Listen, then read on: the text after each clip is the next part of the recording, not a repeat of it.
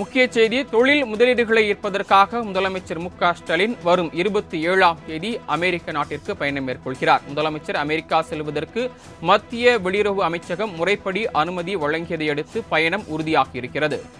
கூடுதல் விவரங்களை வழங்குவதற்காக செய்தியாளர் நந்தினி மீண்டும் இணைப்பில் காத்திருக்கிறார். நந்தினி, இது குறித்த மேலும் தகவல்கள். வணக்கம் சரவணன். தொழில் முதலீடுகளை ஈர்ப்பதற்காக தமிழ்நாடு முதலமைச்சர் மு.க.ஸ்டாலின் வரும் 27ஆம் தேதி அமெரிக்கா செல்ல இருப்பதாகவும் அதற்கான விசா அனுமதி கிடைத்திருப்பதாகவும் தற்போது அண்மை தகவல் வெளியாகியிருக்கிறது. முதலமைச்சர் மு.க.ஸ்டாலின் தமிழ்நாட்டிற்கு தொழில் முதலீடுகளை ஈர்ப்பதற்காக இந்த மாதம் அமெரிக்கா செல்வதற்கான ஏற்பாடுகள் என்பது தீவிரமாக நடைபெற்று வருகிறது. இதற்காக மத்திய அரசிடம் அனுமதியும் கேட்கப்பட்டிருந்தது. மத்திய வெளியுறவுத்துறை அமைச்சகம் அவர் அமெரிக்கா செல்வதற்கு முறைப்படி அனுமதி என்பது வழங்கப்பட்டிருக்கிறது. 15 நாட்கள் வரை அமெரிக்கா சென்று வரும் வகையில் முதலமைச்சரின் பயண திட்டம் என்பது வகுக்கப்பட்டு வருகிறது. இருந்த போதிலும் கூட அமெரிக்காவில் கூகுள் நிறுவன தலைமை செயல் அதிகாரி சுந்தர் பிச்சை மற்றும் பல்வேறு தொழில் அதிபர்களை சந்தித்து தொழில் முதலீடுகளை முதலமைச்சர் ஈர்க்க இருக்கிறார். அது மட்டுமல்லாமல் அமெரிக்கா வாழ் தமிழர்களை சந்திப்பதுடன் அவர்களையும் தமிழ்நாட்டில் தொழில் தொடங்குமாறு அழைப்பு விடுக்க இருக்கிறார்.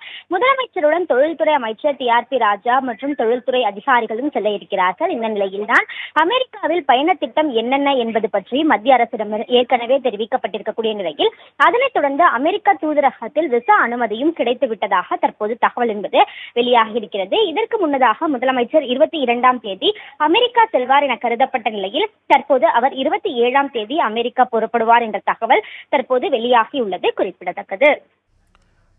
தாங்கள் வழங்கிய தகவல்களுக்கு நன்றி நந்தினி.